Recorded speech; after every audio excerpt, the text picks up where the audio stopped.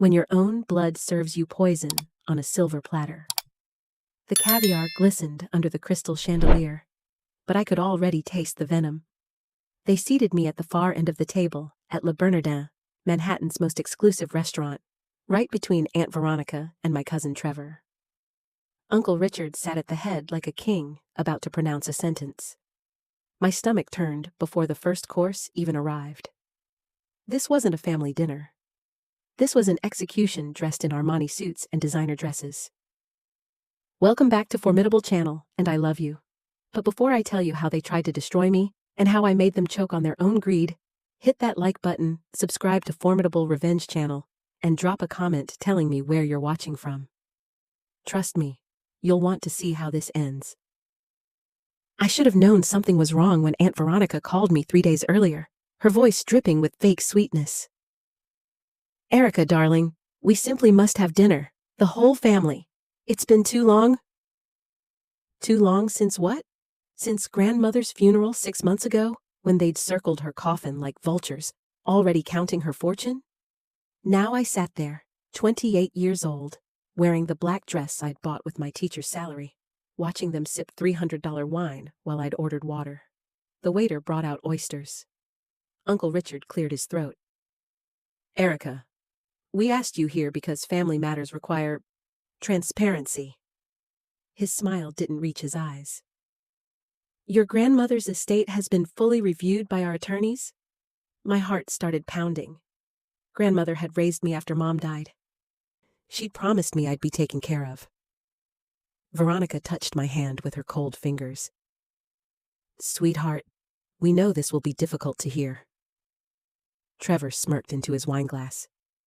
But the truth is, Uncle Richard continued, your grandmother's will has been revised. You've been removed as a beneficiary. The restaurant noise faded to white static. What? Veronica's fake sympathy made me want to scream. Now, don't make a scene. Your grandmother made this decision before she passed. You were always so independent. She felt you didn't really need the money. Lies. All lies. I'd sat by grandmother's bedside every single day for 3 months while she fought cancer. Where were they? At their vacation homes in the Hamptons. That's not true. My voice came out strangled. Grandmother told me. Told you what? Trevor leaned forward, enjoying this. That you were special? That you were her favorite? He laughed. Wake up, Erica. You were the charity case. Mom's dead. Dad disappeared. Grandma felt sorry for you. The table went silent. Other diners glanced over. I'd grown up in grandmother's Connecticut estate, but always in the smallest room. Always wearing hand-me-downs, while Trevor and his sister Natasha got new everything. Always hearing whispers about poor Erica and her tragic circumstances. Grandmother had been kind, yes. But these people? They'd tolerated me like a stray dog allowed to sleep in the garage. The estate is worth $17 million, Uncle Richard said flatly. Properties, investments, the family business. It will be divided between myself, Veronica, and their children. You will receive nothing. But I have papers, I said desperately. Grandmother showed me a copy of her will 2 years ago. I was included. An old version. Veronica waved her hand dismissively. She changed her mind, dear. People do that. The waiter brought the main course. Wagyu beef for them. I couldn't breathe, let alone eat. There's more, Uncle Richard said, cutting into his steak. We're also liquidating her townhouse in Brooklyn, the one you've been living in rent-free. You have 60 days to vacate. My vision blurred. That townhouse was my home. Grandmother had told me it would always be my home. Why are you doing this? I whispered. Trevor leaned back, swirling his wine. Because you don't belong. You never did. You were always the poor relation, living off Grandma's guilt. Now it's time for the real family to claim what's ours. Veronica nodded. We did try to make this private, Erica. But you needed to understand the situation clearly. No more fantasies about inheritance. No more pretending you're one of us. Uncle Richard signaled for the check. The papers will be delivered to you Monday. I suggest you find a lawyer, though I doubt you can afford one on a teacher's salary. They stood, all three of them. Enjoy your meal, Veronica said, gesturing to the untouched plate before me. It's the last expensive thing you'll have for a while. They walked out, leaving me sitting alone at a table set for four, surrounded by half-empty glasses and the wreckage of my entire life. I didn't cry. Not there. Not in that restaurant where other people were celebrating anniversaries and closing business deals. I paid for my water with shaking hands, walked out into the cold Manhattan night, and made it exactly 3 blocks before I collapsed against a building and finally broke. Grandmother wouldn't do this. She wouldn't. I pulled out my phone and called the one person I thought might help. Grandmother's estate attorney, Harrison Caldwell. We'd met twice during her final months. He seemed honest, careful. Maybe he'd know something. His secretary answered. Caldwell and Associates. This is Erica Reeves. I need to speak with Mr. Caldwell about my grandmother's will. Constance Ashford's estate. 1 moment, please. 3 minutes of hold music. Then, Ms. Reeves, I'm afraid Mr. Caldwell is no longer handling that estate. The family requested a different firm take over. Bryant & Morrison now manages all affairs. My blood went cold. When did this happen? Approximately 4 months ago. Is there anything else I can help you with? 4 months ago, when grandmother was still alive but heavily medicated for pain. When Uncle Richard had started visiting more frequently, always with documents, always closing the door to her bedroom. I hung up. My hands were freezing, but my mind was on fire. They'd switched attorneys. They'd isolated grandmother in her final weeks. And somehow, they'd convinced her, or forged her signature, to change everything. I took the subway back to Brooklyn, to the brownstone townhouse grandmother had bought in the 1980s. 3 stories of red brick and ivy, filled with her antique furniture and oil paintings. My home for 10 years. Now, apparently, scheduled for liquidation. I went straight to grandmother's old study on the 2nd floor. She'd kept meticulous records. If there was proof of the original will, it would be here. I searched for 6 hours. Every drawer, every filing cabinet, every box in her closet. Nothing. Someone had been here first. The files were too neat, too organized. Papers about property taxes and insurance remained, but anything related to her will, her attorney meetings, her personal wishes, gone. Then I found it, tucked behind a framed photo of grandmother and me at my college graduation. A business card. Harrison Caldwell's personal cell phone number, written in grandmother's shaky handwriting. And beneath it, 3 words. Trust no one. I called Caldwell at 7 in the morning. He answered on the 3rd ring, voice groggy. Harrison Caldwell. Mr. Caldwell, this is Erica Reeves, Constance Ashford's granddaughter. I need to know what happened to her will. Silence. Then, Ms. Reeves, I can't discuss. They removed me from the inheritance. They claim she changed her mind. But I found your card with her handwriting. She wanted me to call you. Another long pause. Where are you right now? Brooklyn. Her townhouse. Don't leave. I'll be there in 40 minutes. He arrived in 38, carrying a leather briefcase and looking over his shoulder like someone might follow him. I led him into the study.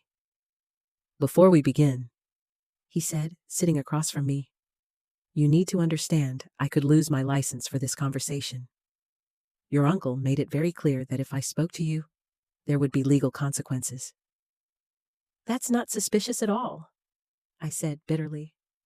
Caldwell opened his briefcase. Your grandmother hired me 15 years ago. We updated her will regularly. The last legitimate version, signed, witnessed, notarized, was from 18 months ago. You are the primary beneficiary. 70% of the estate. My breath caught. 70%? The properties, the investment accounts, everything. She wanted you taken care of. She knew what her son and daughter-in-law were like. She never trusted them. So what happened? His jaw tightened. 4 months ago, your uncle called me, said your grandmother wanted to make changes. I went to see her, but he wouldn't let me in. Said she was too ill for visitors. Then, 3 weeks later, I received a formal letter dismissing my services. Signed by your grandmother, dated during one of her hospital stays. She was on morphine during those hospital stays, I whispered. She barely knew what day it was. Exactly. I requested a meeting. Bryant and Morrison sent me a cease and desist. I pushed back, threatened to report suspected elder abuse. Then I received an anonymous call warning me that if I didn't drop it, evidence would surface proving I'd been embezzling from clients. He looked at me steadily. Evidence that didn't exist, but would be very convincing. They threatened you. They silenced me. He pulled out a file folder. But I made copies, the original will, the medical records showing your grandmother's cognitive decline during those final weeks, correspondence proving I was frozen out. It's not enough for court. It's all circumstantial. But it's enough for you to know the truth. I took the folder with trembling hands. Why are you helping me now? Because your grandmother was a good woman. Because what they did was legal theft. And because... He hesitated. Because I think they're doing this to someone else. What? Your grandmother had a sister, Adelaide Ashford. Lives in a nursing home in Connecticut. 92 years old, sharp as a tack, worth about $9 million. I heard through the grapevine that Bryant and Morrison just took over her estate too. Same pattern. Family suddenly very attentive. Original attorney mysteriously dismissed. The room spun. This wasn't just about me. This was their business model. I spent 3 days reading every document Caldwell gave me, cross-referencing dates, building a timeline. Grandmother's signature on the new will looked wrong, shaky in different ways than her actual deteriorating handwriting. The witnesses were employees at Bryant and Morrison. The notary public? Trevor's law school roommate. I needed more. I needed something undeniable. That's when I remembered the videos. Grandmother had started recording voice memos on her iPad during her last year. For posterity, she'd called it. Little memories, stories from her childhood, messages to people she loved. I'd helped her set it up. The iPad wasn't in the study. I searched the entire house, growing more frantic. Finally, I found it in the kitchen drawer, battery dead. I charged it for an hour, my hands shaking so badly I could barely plug in the cord. When it turned on, I opened the voice memos app. 47 recordings. I started with the most recent, her voice, thin and tired. January 10th. Erica came today. She brought soup. She's so good to me. Richard came too, but he only wanted to talk about money. Always money with him. January 15th. I'm so tired. The doctors say it won't be long. I need to make sure Erica is protected. She's the only one who loved me for me, not for what I could give them. January 20th. Richard brought papers today, said they were insurance forms. I couldn't read them without my glasses. He seemed angry when I asked him to come back later. Erica, if you're hearing this, trust Harrison Caldwell. Don't trust Richard. Don't trust Veronica. They only want the money. I was crying now, hearing her voice again. February 3rd. I'm in the hospital. Richard was here with a notary. He says I need to sign papers. I told him I want to wait for my attorney. He got very angry. Said Mr. Caldwell retired. That can't be right. Mr. Caldwell just visited me last week. Or was it last month? I can't remember. Everything is confused. February 7th. They gave me something. Made me sleep. When I woke up, there were papers on the table. Richard said I signed them. I don't remember signing them. Erica, I don't remember. Something is wrong. Someone needs to... The recording cut off. The next one was dated February 9th, the day she died, but her voice was clear. Clearer than it had been in weeks. Like she'd gathered every last bit of strength. Erica, my darling girl, if you're listening to this, I'm gone. I need you to know, I never changed my will. Everything I told you was true. You are my heir. You are my legacy. Richard has been pressuring me to sign documents, but I've refused every time I was clear-headed enough to understand what they were. I don't know how much time I have left. I don't know if I'll be able to protect you. But I'm recording this so you'll know. Whatever they tell you, whatever papers they produce, I wanted you to have everything.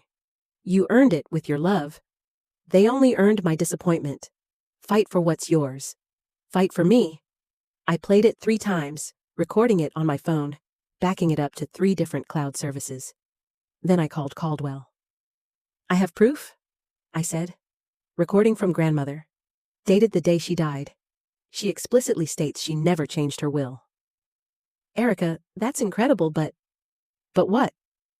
But we need more than that for court. We need to prove the signature on the new will is forged. We need to prove fraud, and we need to do it before they liquidate everything. So what do I do? He was quiet for a moment. Do you have access to any of the original estate documents? Property deeds, account statements, anything with her real signature? Yes, dozens. She kept everything. Good. Take them to a forensic document examiner. Compare the signatures. If we can prove forgery, we have a criminal case, not just a civil one. That changes everything. I hired an examiner that afternoon, paid her with my credit card, knowing I'd be eating ramen for months. She needed 2 weeks. 14 days. That's how long I had to wait, while Uncle Richard and Veronica began the liquidation process, emptying grandmother's accounts, preparing to sell her properties. 14 days of watching them dismantle her life, while I pretended I'd accepted defeat. On day 10, I got a call from an unknown number. Erica Reeves? Yes? This is Adelaide Ashford, your grandmother's sister. I heard you're fighting Richard. My heart stopped. Aunt Adelaide? How did you? Harrison Caldwell told me. Smart man. Loyal man? Her voice was strong for 92. They're trying the same thing with me, you know. Trying to steal what I've built. But I'm not as easy to manipulate as my sister was when she was dying. What can I do? Come see me, tomorrow. I have something that will destroy them. Adelaide's nursing home smelled like antiseptic and overcooked vegetables. I found her in a private suite, sitting in a velvet chair by the window, looking exactly like grandmother, but 30 years older and twice as fierce. You have her eyes, she said as I entered. Constance always said you were the daughter she should have had instead of Richard. I sat across from her. What do you have? Adelaide smiled, a sharp, dangerous smile. Evidence that Richard and Veronica have done this before. 3 times, to be exact. She pulled out a folder. My nephew and his wife are very predictable, always picking on the vulnerable ones, always using the same tactics. First, it was Veronica's own mother, convinced her to change her will 6 months before she died of dementia. Then it was Richard's business partner, who conveniently amended his estate while hospitalized after a stroke. Then your grandmother. Now me. Can we prove any of this? The first 2, no, they were careful. But your grandmother? I have letters, emails, text messages she sent me, all clearly stating she was being pressured, all dated after the supposed new will was signed. She handed me the folder. I opened it, reading grandmother's words. Richard won't leave me alone about the inheritance. He's brought lawyers 3 times this month. I keep saying no. I'm so tired, Adelaide. I'm afraid of what will happen when I'm too weak to fight back. This is it, I whispered. This proves she was under duress. Adelaide nodded. Take it, use it, destroy them. I rushed back to Brooklyn, called Caldwell, called the forensic examiner. How soon can we move? The signature analysis is done, the examiner said. It's not her signature. The person who signed that will was either signing under extreme duress, or it was forged entirely. I'm 95% certain. 95 isn't 100. In forensics, nothing is 100%, but this is enough for court. Caldwell scheduled an emergency hearing. We filed a lawsuit citing forgery, fraud, elder abuse, and undue influence. The judge agreed to freeze the estate pending investigation. For 3 days, I felt like I could breathe again. Then, everything collapsed. Uncle Richard's legal team, Bryant and Morrison, came back with a counterclaim. They produced medical records showing grandmother had been evaluated by a psychiatrist 6 weeks before her death and deemed competent to make legal decisions. They produced video footage of her signing the new will, looking calm and clear-headed. They produced testimony from 3 nurses who swore she was lucid and willing. "It's all fake," I told Caldwell. "It has to be. Even if it is, it's professionally done. The psychiatrist is real. The video is real. The nurses are real. We'd have to prove they're all lying, and that takes time we don't have." Then the worst news came. The judge, Judge Preston Morrison, was the senior partner's brother, Bryant and Morrison. Our case was being heard by the law firm's family member. "We need a different judge," I said. "We requested one. Denied. Apparently, there's no clear conflict of interest, since Preston Morrison isn't directly employed by the firm." "This is rigged. This is how they work. They've built a system. They know which judges to file with, which doctors to use, which nurses to pay off. Your grandmother wasn't their first victim, Erica. She was just their most recent." The preliminary hearing was a massacre. Judge Morrison dismissed half our evidence as circumstantial and emotionally motivated. He accepted every single document Richard's team presented. The voice recording from grandmother?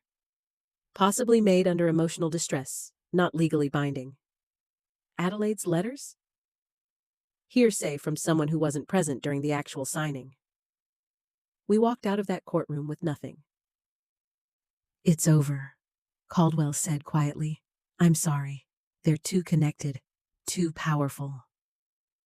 I sat in my car for an hour, watching the courthouse, watching lawyers in expensive suits walking in and out like they owned the world. They'd won. Uncle Richard had stolen everything, and there wasn't a single thing I could do about it. I drove back to the townhouse, the one I had 43 days left to live in, and sat in grandmother's study, surrounded by her books and photographs, and finally let myself fall apart. I was packing boxes 2 days later when my phone rang. Unknown number. I almost didn't answer. "Erica Reeves?" "Yes. My name is Dr. Simon Cross. I don't know if this matters anymore, but I need to tell you something about your grandmother's case." I froze. "Who are you?" "I'm the psychiatrist who evaluated your grandmother. The one who declared her competent to sign the new will." "So you're calling to gloat?" "I'm calling because I lied." His voice cracked. "They paid me $50,000 to write that evaluation. I never actually examined her. I signed papers I was told to sign.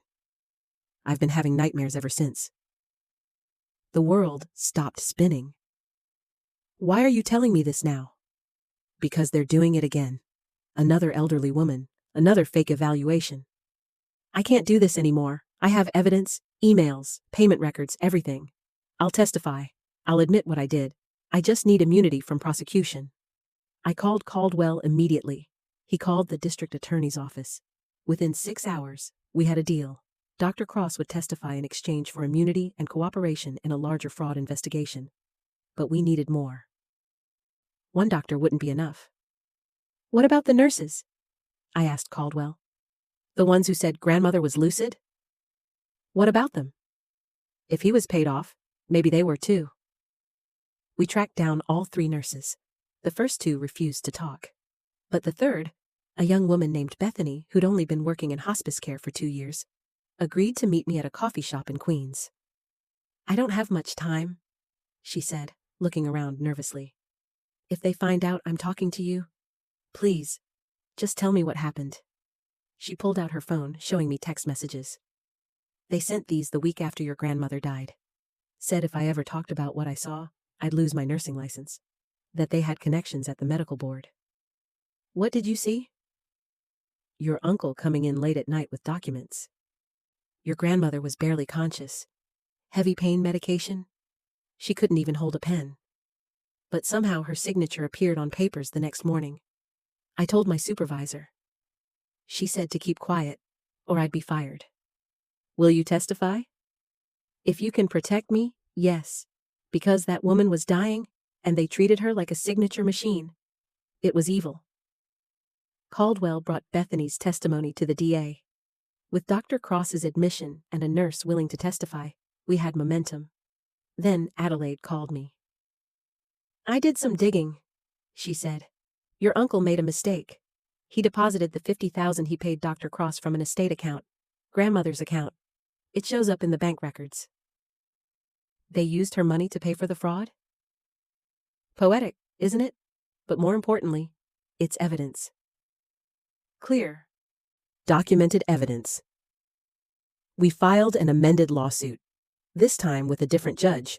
One Caldwell had researched thoroughly, one with no connections to Bryant and Morrison. Judge Helena Vasquez reviewed our evidence over a weekend and called an emergency hearing for Monday morning. Uncle Richard walked into that courtroom smug as ever, Veronica on his arm, Trevor trailing behind. They didn't know we had Dr. Cross. They didn't know we had Bethany. They didn't know we had bank records showing the payment. Judge Vasquez started the hearing. "I've reviewed the evidence submitted by Miss Reeves's legal team. I have significant concerns about the authenticity of the revised will and the circumstances surrounding its execution." Richard's attorney stood. "Your Honor, we've addressed all these allegations in previous hearings." "Not in my courtroom." "You haven't." Judge Vasquez's voice could have cut steel. "And not with this evidence. I'm ordering a full forensic audit of Constance Ashford's estate. All assets are frozen immediately, and I'm referring this case to the district attorney for criminal investigation." Richard's face went white. "Furthermore," the judge continued, "I'm issuing a restraining order preventing Richard Ashford, Veronica Ashford, and Trevor Ashford from disposing of any assets or accessing any accounts related to the estate pending the outcome of both the civil and criminal proceedings." Veronica grabbed Richard's arm. "What is she talking about?" "Your Honor," Richard's attorney tried again. "This is highly irregular." "What's irregular is a $50,000 payment from an estate account to a psychiatrist who now admits he never actually examined the deceased. What's irregular is video footage of a woman supposedly signing a will, while her medical records show she was on doses of morphine that would render most people unconscious. What's irregular is a pattern of alleged elder abuse spanning multiple estates."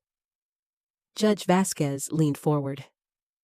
"This case reeks of fraud, and I will not allow it to proceed one more day." She banged her gavel. "We're adjourned. Criminal charges will be filed within the week." The arrests happened on a Tuesday morning. Richard was taken from his office in hand-court cuffs while his colleagues watched. Veronica was arrested at a spa in Manhattan, mid-facial. Trevor tried to run but was caught at JFK Airport with a one-way ticket to Brazil. The charges? Fraud, forgery, elder abuse, theft, conspiracy. Bryant and Morrison's offices were raided, computers seized, files subpoenaed. The senior partners were arrested 2 days later. The media went wild. "Manhattan estate attorneys in massive fraud ring," read the New York Times. "Family stole millions from dying relatives," screamed the New York Post. I watched it all from grandmother's study, Adelaide beside me, both of us drinking tea from grandmother's china. "Constance would have loved this," Adelaide said softly. The trial took 8 months. I testified. Adelaide testified. Dr. Cross testified. Bethany testified. The forensic examiner explained in excruciating detail how the signature was forged. The bank provided records of every suspicious transaction. Richard's defense tried everything. Claimed grandmother was manipulative. Claimed I was a gold digger. Claimed the recordings were faked. The jury deliberated for 4 hours. Guilty, on all counts. Richard got 12 years. Veronica got 10. Trevor got 7. The partners at Bryant and Morrison got 15 each. Judge Vasquez herself read the sentence. "You preyed on the elderly. You stole from the dying. You corrupted the legal system that's supposed to protect the vulnerable. You deserve every year you'll spend behind bars." The assets were unfrozen. The original will was reinstated. Everything grandmother wanted came true. I inherited the estate, the townhouse, the properties, the investments, 70% of $17 million. But the money wasn't the victory. Standing in that courtroom, watching Uncle Richard led away in handcuffs, watching Veronica cry while reporters shouted questions, watching Trevor's smug face finally show fear, that was the victory. 3 weeks after sentencing, I got a letter. Prison stationery. Richard's handwriting. You destroyed this family. I hope you're happy. I wrote back. One line. I didn't destroy anything. I just stopped letting you steal. The townhouse is still mine. I kept it, renovated it, turned grandmother's study into a library. Her books line the walls. Her photographs watch over everything. Sometimes I sit in her chair and listen to her voice recordings, just to remember what love sounds like when it's real. Adelaide lived another 4 years. She left her estate to children's hospitals and women's shelters. They'll use it better than family would, she said. She was right. I quit teaching, not because I didn't love it, but because I started a foundation in grandmother's name. We provide legal aid to families fighting elder abuse. We've helped 43 people so far. 43 families who were targeted the same way I was. Dr. Cross works with us now. He lectures about medical ethics and how easy it is to be corrupted. He'll never practice medicine again, but he's saving more people through education than he ever could have in a clinic. Bethany became a whistleblower advocate, helping healthcare workers report abuse without losing their licenses. Harrison Caldwell retired, but he consults for our foundation. Best job I ever had, he says. Trevor got out after 5 years for good behavior. I saw him once at a grocery store in Brooklyn. He saw me too, started to say something, then stopped, turned around, walked away. Veronica was released after 8 years. She moved to Florida. I heard she works as a receptionist. She sent me a letter once. I never opened it. Richard is still in prison. He'll be eligible for parole next year. I've already written to the parole board. This man stole from his dying mother. He threatened witnesses. He corrupted lawyers and doctors. He would do it all again if given the chance. Keep him locked up. I don't know if they'll listen, but I'll be there at that hearing either way. The money sits in accounts, working quietly. I live modestly. I date carefully. I trust slowly. Some nights I still dream about that dinner at Le Bernardin. The caviar, the crystal, the moment they told me I was nothing. But then I wake up in grandmother's house, surrounded by her love, protected by her wishes, and I remember, they tried to erase me. They tried to steal my future. They tried to win. They lost. Not because I was smarter, not because I was stronger, but because I refused to accept their version of the story. Because I fought when I had every reason to give up. Because grandmother raised me to know my worth, and no forged document could take that away. The sweetest revenge isn't destruction, it's justice. And justice, when it finally comes, tastes better than any expensive dinner ever could. I visit grandmother's grave every Sunday. Fresh flowers, new stories, updates on the foundation. We won, Grandma, I whisper. You were right about everything. The wind rustles through the trees. Sometimes I swear I hear her voice. I always was, darling. I always was.